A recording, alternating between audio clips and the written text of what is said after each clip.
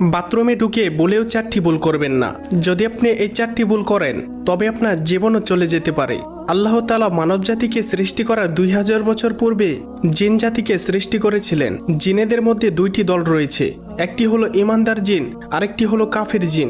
ইমানদার জিনেরা থাকে পবিত্র জায়গায়, মসজিদ মাদ্রাসায়, আর কাফির জিনেরা থাকে অপবিত্র জায়গায়, বাথরুমে। তাই বাথরুমে ঢুকে 3টি ভুল করবেন না।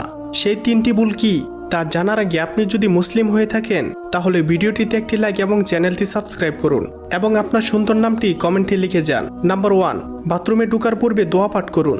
দোয়া না পারলে বিসমিল্লাহ পাঠ করুন এবং বাম পা দিয়ে বাথরুমে প্রবেশ করুন। নাম্বার 2, বাথরুমে গিয়ে আয়না দেখবেন না। নাম্বার 3, ভুলেও বাথরুমে উলঙ্গ হয়ে গোসল করবেন না। এটি করতে নবীজি স্বয়ং নিষেধ করেছেন।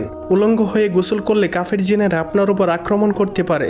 নাম্বার 4, বাথরুমে ঢুকে সূরা বা দোয়া কালাম পাঠ করবেন না। এটি একটি মারাত্মক গুনাহ।